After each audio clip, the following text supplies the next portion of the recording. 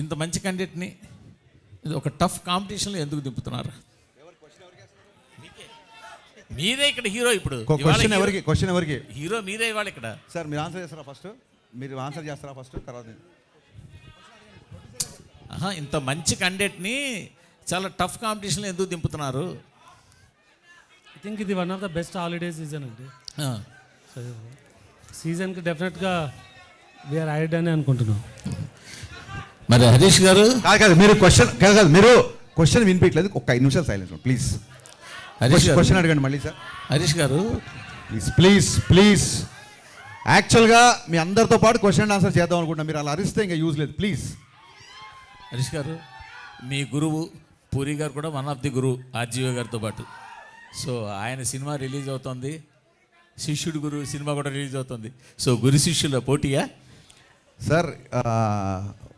ఏ రోజు కూడా అంటే పూరి జగన్నాథ్ గారు కానీ, వినాయక్ గారు కానీ, రాజమౌళి గారు కానీ, నేను డైరెక్టర్గా ఎదుగుతున్న రోజుల నుంచి నాకు విపరీతంగా నన్ను ఎంకరేజ్ చేశారు. నా సినిమా డైలాగులు నచ్చినా, సినిమాల పాటలు నచ్చినా నాకు ఫోన్ చేసి మాట్లాడేవాళ్ళు. ఎక్కడ నా ఫంక్షన్స్లో కలిసినా, పార్టీలో కలిసినా ముగ్గురు నాకు గురుతుల్యులు. పూరి గారితో నేను ఎక్కువ వర్క్ చేశా. పూరి గారితో నాకు రిలేషన్ ఎక్కువ. ఏ రోజు కూడా పూరి గారితో కంపేర్ చేసుకునే స్థాయి కాదు నాది. Is a legend director first of all. And మాకున్న కొన్ని ఫైనాన్షియల్ కన్సర్న్స్ అవ్వచ్చు, లేకపోతే ఓటీటీ యొక్క ఇష్యూస్ని అడ్రస్ చేయడాలు అవ్వచ్చు. సో అనుకోకుండా ఈ డేట్ క్లాష్ అవుతుంది. నో డౌట్ డబుల్ స్మార్టే ఫస్ట్ అనౌన్స్ చేశారు డేట్. మాకు అసలు వచ్చే ఉద్దేశమే లేదు.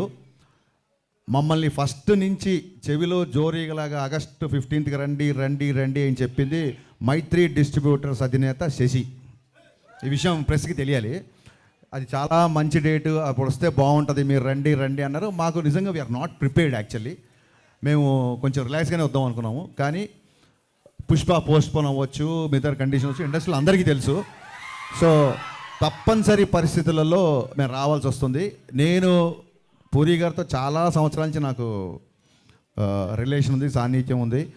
ఒక్క సినిమా క్లాష్ అయినంత మాత్రాన పూరి గారికి నాకు మాటలు ఉండవనో, మేము ఎడమొహం అవుతాం అనుకుంటామని అనుకోను. Because is far matured than me. But వాళ్ళు అలా అర్థం చేసుకోలేనట్టుంది, ఎందుకంటే మిమ్మల్ని అన్ఫాలో చేశారు కదా చార్మి గారు. డెఫినెట్గా అండి, వాళ్ళ ప్రొడ్యూసర్లు, ఆవిడ ప్రొడ్యూసర్ సినిమాకి. సో ప్రొడ్యూసర్కి డెఫినెట్గా నేను ముందుగా డేట్ అనౌన్స్ చేస్తే ఇంకో సినిమా వచ్చినప్పుడు వాళ్ళ ప్లేస్లో నాకు ఉంటే నాకు కొంచెం ఇరిటేషన్గానే ఉంటుంది. సో నేను చార్మి గారిని తప్పు పట్టను. అండ్ సోషల్ మీడియా అనేది ఎవరి ఇష్టం, వాళ్ళది. ఎవరు కావాలంటే వాళ్ళు ఫాలో అవ్వచ్చు, ఎవరు కావాలంటే అన్ఫాలో అవ్వచ్చు. అండ్ అన్ఫాలో అయినట్టు కూడా నేను కన్ఫర్మ్ చూసుకోలేదు, ఎందుకంటే నాకు ఎవరో మీమ్ పంపించారు. చాలా మీమ్స్ వస్తుంటాయి. ఐ డోంట్ టేక్ ఇట్ అంత సీరియస్గా తీసుకోను. అండ్ మీ అందరికీ అంటే ఇంకో ముఖ్యమైన విషయం చెప్పాల్సింది ఏంటంటే,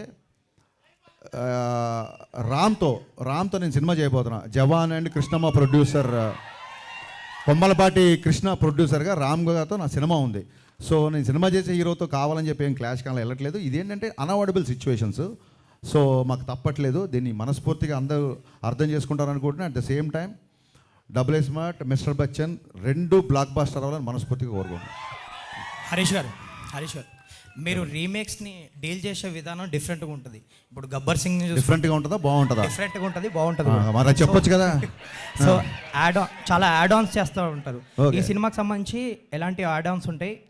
ఒరిజినల్ సినిమాకి దీనికి ఎంత చేంజ్ ఉండబోతుంది? చాలా డిఫరెన్స్ ఉంది. ఇప్పుడు మీరు టీజర్లో చూసినట్టు ఒక 85 to 95 మధ్యలో జరిగే కథ ఇది బేసిక్గా.